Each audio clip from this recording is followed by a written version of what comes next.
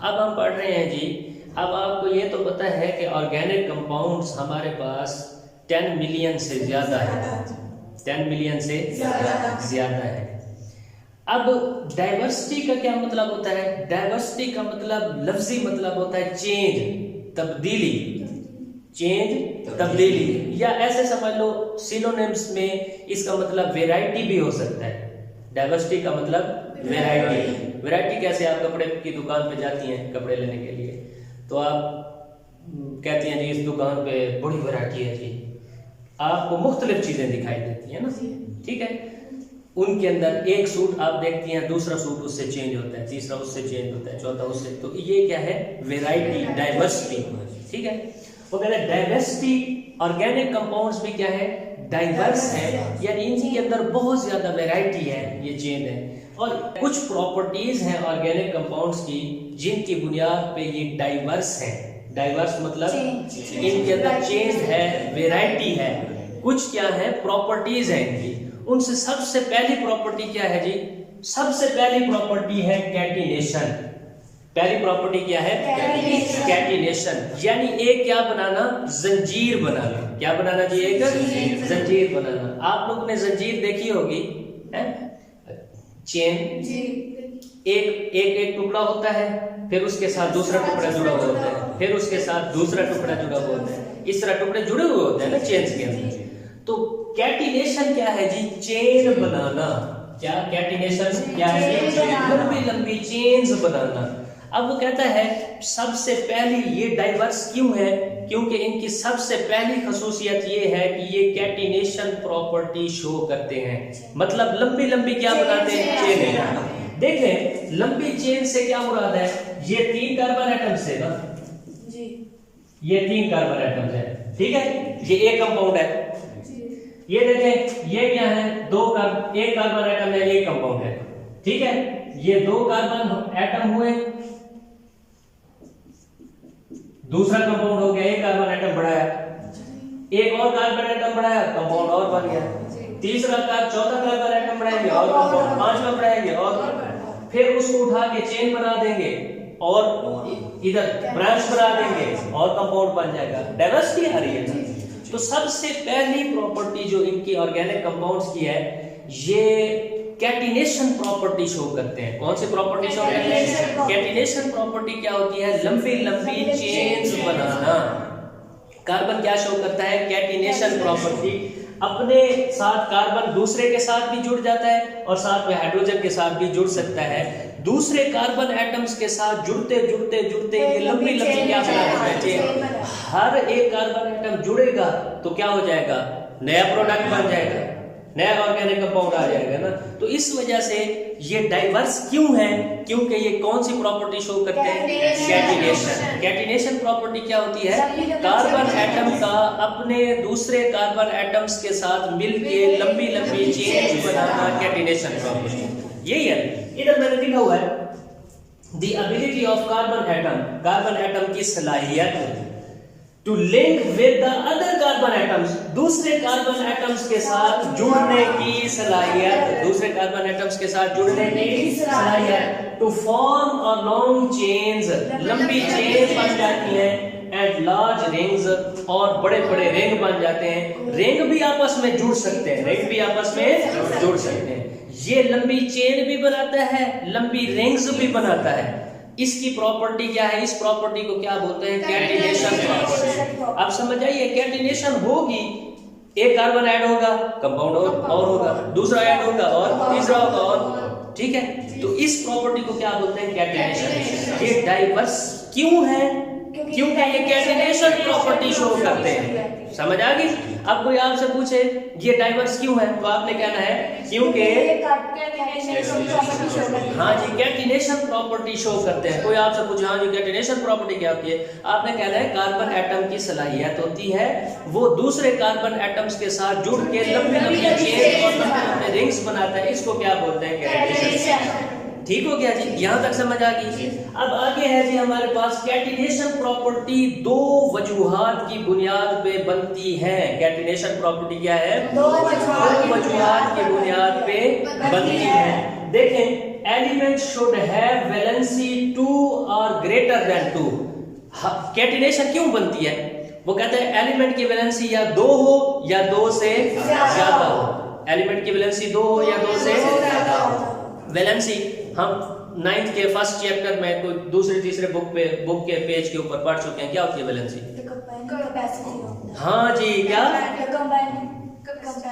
Capacity of an element with the other element. एक element की दूसरे एलिमेंट के साथ जुड़ने की सलाहियत को वैलेंसी कहते हैं। अब कार्बन कितनों के साथ एट अ टाइम जुड़ सकता है?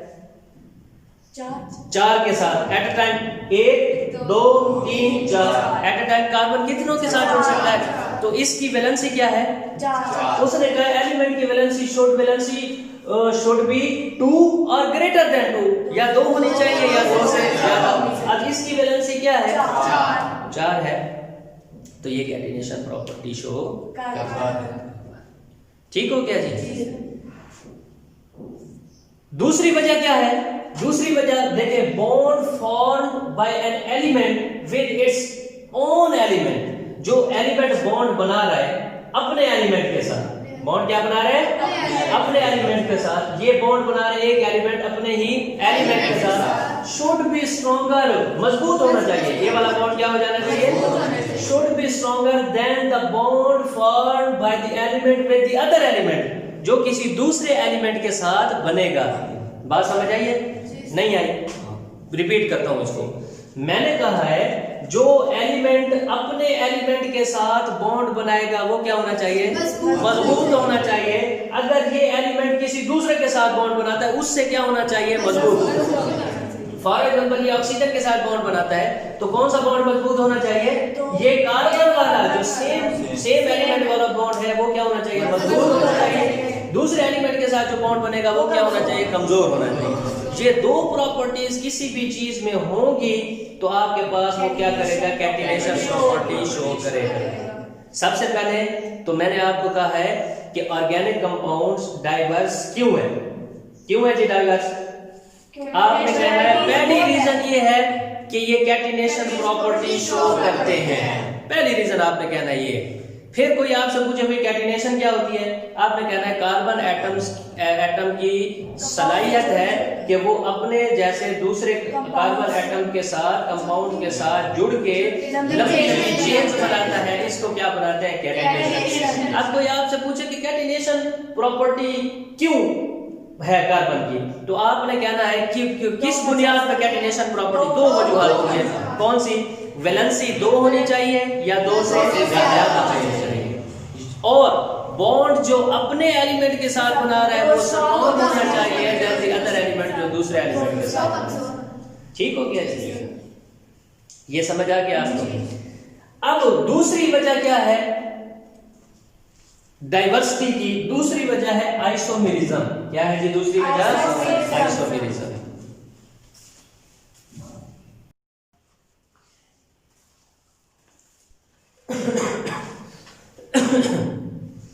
ये कार्ड अब हमारे पास दूसरी रीजन हम डिस्कस करते हैं। दूसरी रीजन कौन सी है कि ऑर्गेनिक कंपाउंड्स इतने डाइवर्स हैं? दूसरी रीजन कौन सी है? आइसोमेरिज्म। क्या है जी? आइसोमेरिज्म कौन सी क्या है? उनका मॉलिक्यूलर फार्मूला सेम हो। मॉलिक्यूलर फार्मूला सेम हो। मॉलिक्यूलर फार्मूला पे जाएं, पढ़ा है हम लोगों ने? पढ़ा है ना? याद किया? मॉलिक्यूलर फार्मूला क्या हो? सेम, लेकिन उनके स्ट्रक्चर क्या हो? मुख्तलिफ। उसका स्ट्रक्चर क्या हो? मुख्तलिफ। पढ़ा है हम लोगों ने? नहीं पढ़ा। हम लोग आपने देखा होगा, क्या देखा था आप लोगों ने? C3 और H कितना आएगा? 8। C3 नहीं C4 करते हैं। C4H10 यही पढ़ा है आप लोगों ने? ठीक है। अब इधर मैंने बोल के हाँ चलो वो C5 मैंने लिखा हुआ है। C4H10। अब इसका ये मॉलिक्यूलर फार्मूला है। इसके स्ट्रक्चर बनाते हैं, कितने बन सकते हैं? ये देखें 1 2 3 4 एक स्ट्रक्चर हो गया है। अब इसको हटा के इधर ब्रांच लगा दो, बन सकता है? नहीं बन सकता। तो ये देखो 1 इधर हमने क्या लगा दी ब्रांच, अब स्ट्रक्चर तब्दील हो गया। तो ये क्या है जी, मॉलिक्यूलर फार्मूला तो कोई सेम ही था, क्या है C4 है, H कितना हो गया 10, वही है, लेकिन क्या है इसका स्ट्रक्चर चेंज हो गया। इसको क्या बोलते हैं आइसोमेरिज्म, इसको क्या बोलते हैं, कंपाउंड का मॉलिक्यूलर फार्मूला तो सेम हो लेकिन स्ट्रक्चरल फार्मूला क्या हो, तब्दील हो जाए। बात समझ आई या नहीं आई? देखो अब इसका नाम और था, इसका नाम और होगा, बात समझ आ गई है। इसका नाम होता है ब्यूटेन, क्या होता है आइसोब्यूटेन, सॉरी इसका नाम होता है एन ब्यूटेन, और इसका नाम होता है आइसोब्यूटेन। नाम तब्दील हो गया ना, और कंपाउंड भी तब्दील हो गया ना। तो इस वजह से भी ये क्या है, डाइवर्स है, इस वजह से भी क्या है ये। अब दूसरी मिसाल लेते हैं C5H10 की। इसका स्ट्रक्चर हम यूं लिख सकते हैं 1 2 3 4 5, C5H10 2 4 6 8 10 और 12, C5H12, ठीक है। अब H12 हो गया। अब आगे देखें, इसको उठा के हमने इसके साथ क्या लगा दी, दूसरी के साथ क्या लगा दी, ब्रांच लगा दी, ठीक है जी। तो क्या 1 2 3 4 ये 5, ठीक हो गया, इधर ब्रांच लगा दी ना। अब ये इसका स्ट्रक्चर क्या हो गया, तब्दील हो गया, नाम भी क्या हो गया, ब्यूटेन। इसका नाम होता है जी एन पेंटेन, 5 वाली को क्या बोलते हैं, एन पेंटेन, 5 वाली को क्या बोलते हैं, पेंटेन, एन पेंटेन। अब ये क्या हो गया, आइसोब्यूटेन। अब देखें, और इसको मैंने उठा के क्या लगा दिया, इसी के ऊपर लगा दिया, तो ये क्या हो गया, C5 हो गया ना। इसको उठा के क्या किया मैंने, इधर लगा दिया, इसको उठा के इधर ट्रांसफर, ये इसको उठा के इधर ट्रांसफर कर दिया, ये C ट्रांसफर कर दिया ना, तो एक और स्ट्रक्चर बन गया। इसको क्या बोलते हैं, नियोपेंटेन, क्या बोलते हैं इसको, नियोपेंटेन। अब देखो आइसोमेरिज्म शो कर रहा है, नहीं कर रहा, मॉलिक्यूलर फार्मूला वही था, लेकिन आगे से 3 और कंपाउंड आ गया ना, स्ट्रक्चर तब्दील हो गया ना। तो इस वजह से भी इनकी क्या है, डाइवर्सिटी है। एक आप सूट लेने जाते हैं, सूट यही होता है, ये ब्लैक आपके पास शर्ट आपको देता है। अब किसी शर्ट के आगे ये कफ नहीं लगे हुए होते, ठीक है, वो ऐसे गोल कर देता है और इधर कॉलर लगा देता है। फिर क्या करता है, शर्ट वही है सेम, कफ भी लगा देता है, इधर बैल लगा देता है, तब्दील हो गया। फिर वो क्या करता है कि इसके हाफ बाजू कर देता है, ठीक है, तो ये एक और डाइवर्सिटी आ गई। तो इस तरह ये मैंने आपको एक मिसाल दी है कपड़ों की। इसमें भी ऐसे है कि जो आपके पास एक कंपाउंड होता है, उसके अंदर क्या है जी, उसका मॉलिक्यूलर फार्मूला तो सेम होता है, लेकिन उसका स्ट्रक्चर क्या होता है। तो देखें वो एक था, आगे बन 3 चीजें गई, ठीक है। तो इस तरह भी ये डाइवर्स है, इसलिए भी ये डाइवर्स है क्योंकि आइसोमेरिज्म प्रॉपर्टी को क्या करते हैं, शो करते हैं। और आइसोमेरिज्म वो है, प्रॉपर्टी है, वो कंपाउंड आइसोमर्स होते हैं जिनका मॉलिक्यूलर फार्मूला क्या होगा, सेम होगा। और दूसरी रीजन ये, तीसरी रीजन क्या है, strength of covalent bond of carbon. जो कार्बन कोवलेंट बॉन्ड बनाता है, कार्बन चूंकि साइज में छोटा है, इस वजह से इसका कोवलेंट बॉन्ड क्या होता है, स्ट्रॉन्ग होता है। इसका क्या बनाता है, स्ट्रॉन्ग होता है। स्ट्रॉन्ग कोवलेंट बॉन्ड बनाने की वजह से भी ये क्या है, कसीर तादाद में होते हैं, ज्यादा तादाद में होते हैं। जो बॉन्ड स्ट्रॉन्ग बनाएगा, टूटेगा नहीं, वो क्या कहेगा, कसीर तादाद होगी, उनकी तादाद भी क्या होगी, ज्यादा होगी। तो ये स्ट्रेंथ ऑफ बॉन्ड और कार्बन एटम, इसकी वजह से भी क्या करता है जी, इसकी डाइवर्सिटी ज्यादा है। चौथी आखिरी रीजन है मल्टीपल बॉन्डिंग, यानी ज्यादा बॉन्ड बनाना। कार्बन देखो कितने बॉन्ड बना रहा है eight a time, 4, multiple bonding है ना, एट अ टाइम 4 बॉन्ड बना रहा है। तो इस वजह से भी इनकी डाइवर्सिटी है, एट अ टाइम 1 नहीं 2 नहीं 4 बॉन्ड बना रहा है। तो दूसरा कार्बन एटम आएगा तो कितने बॉन्ड बन जाएंगे, टोटल 8 बॉन्ड बन जाएंगे, 3 इसके 4 इसके और 4 इसके, 8 बॉन्ड बन जाएंगे। बात समझ आ गई है, नहीं आई? ये मल्टीपल बॉन्डिंग की वजह से भी क्या है जी, इनकी तादाद ज्यादा होती है। बात समझ आ गई? ये कुछ रीजंस थी जिनकी बुनियाद पे ऑर्गेनिक कंपाउंड्स क्या हैं जी, डाइवर्स है। ऑर्गेनिक कंपाउंड क्या है जी, डाइवर्स है। समझ आ गई आप लोगों को? अब जरा बुक दिखाएं, मैं आपको बुक से समझाता हूँ, रीडिंग कर लेता हूँ और आपको समझा भी देता हूँ। मेरी बुक दिखाएं। देखिए जी, सबसे पहले तो कैटिनेशन को ही देखें भाई, कैटिनेशन क्या बुला है, ठीक है। वो कहते हैं the main reason for the existence of large number of organic compounds, सबसे बड़ी वजह ऑर्गेनिक कंपाउंड्स के ज्यादा तादाद में होने की सबसे बड़ी वजह इज दैट ये है carbon atoms can link with one another, carbon atom एक दूसरे के साथ लिंक कर लेते हैं by means of covalent bond. क्या बनाते हुए, कोवलेंट बॉन्ड बनाते हुए, to form a long chains, और क्या बनाते हैं, लंबी लंबी चेनें बनाते हैं, और रिंग्स या रिंग्स बनाते हैं carbon atom. The chains can be straight और ब्रांच, चेनें क्या हो सकती हैं, या तो सीधी होगी या ब्रांच होगी। अब देखें डेफिनेशन आ रही है कैटिनेशन की, the ability of carbon atom to link with other carbon atoms, एक कार्बन एटम की दूसरे कार्बन एटम के साथ जुड़ जाने की सलाहियत को, to form a long chains, और लंबी लंबी चेनें बनाने को, एंड लार्ज रिंग्स, और लंबे रिंग बनाने को, इस कॉल्ड कैटिनेशन, कैटिनेशन बोलते हैं। समझ आ गई? कोई परेशानी वाली बात? आगे चले। अब देखें, two basic conditions for an element to exhibit catenation. वो कहता है ये दो बेसिक कंडीशन पूरी होंगी तो कैटिनेशन प्रॉपर्टी शो होगी। पहली क्या है, एलिमेंट शुड हैव वैलेंसी 2 और ग्रेटर देन 2। एलिमेंट की वैलेंसी या तो 2 होनी चाहिए या 2 से ज्यादा होनी चाहिए। दूसरे देखो, bond made by the elements, वो बॉन्ड जो एक एलिमेंट बना रहा होता है विद इट्स ओन एटम्स, अपने एटम्स के साथ, should be stronger than the bond made by the elements with the other atoms, जो दूसरे एटम्स के साथ बना रहा होता है उससे क्या होना चाहिए, स्ट्रॉन्ग होना चाहिए। स्पेशली ऑक्सीजन, ऑक्सीजन खास तौर पर ऑक्सीजन के साथ जो बॉन्ड बनाया जाता है उससे क्या होना चाहिए, स्ट्रॉन्ग। अब ये पैराग्राफ, ये बहुत इंपॉर्टेंट पैराग्राफ है नीचे, इस शॉर्ट क्वेश्चन अक्सर पूछता है। इसमें से, इसी टॉपिक में से भी 2-3 शॉर्ट क्वेश्चन वो पूछता है। वो पूछता है कैटिनेशन क्या है सबसे पहले, या वो ये नहीं पूछता तो वो पूछता है कि कैटिनेशन किन 2 वजूहात की बुनियाद पे बनती है, ठीक है। अब ये जो 2 नीचे रीजंस लिखी हुई हैं इनकी बुनियाद पे। अब तीसरा शॉर्ट क्वेश्चन वो पूछता है, both silicon and carbon have similar electronic configuration. वो कहता है सिलिकॉन और कार्बन की इलेक्ट्रॉनिक कॉन्फ़िगरेशन क्या है, एक जैसी है। यानी सिलिकॉन भी क्या है, 4 बॉन्ड बनाता है, वैलेंसी 4 है, और कार्बन की भी क्या है, वैलेंसी 4 है। बट कार्बन शोज कैटिनेशन, लेकिन कार्बन कैटिनेशन शो करता है, whereas silicon does not, जबकि सिलिकॉन नहीं करता। क्यों?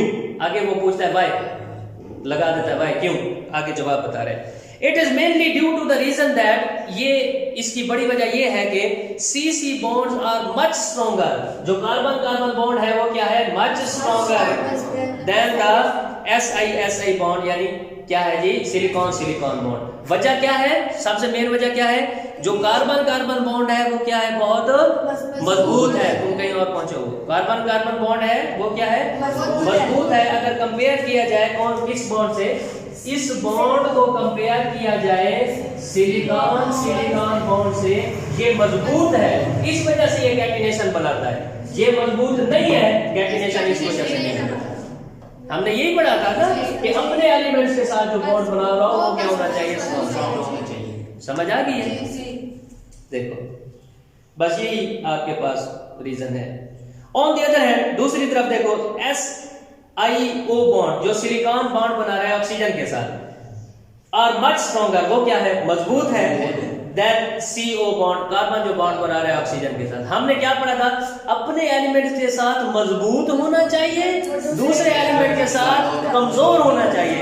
कार्बन का अपने एलिमेंट के साथ मजबूत है ना, कार्बन का ऑक्सीजन के साथ क्या है, कमजोर है ना। सिलिकॉन का सिलिकॉन के साथ देखो ब्रैकेट में लिखा हुआ है उसने 452 किलो जूल पर मोल, इतना उसके एनर्जी जरूरत होती है। नहीं समझ आ रही?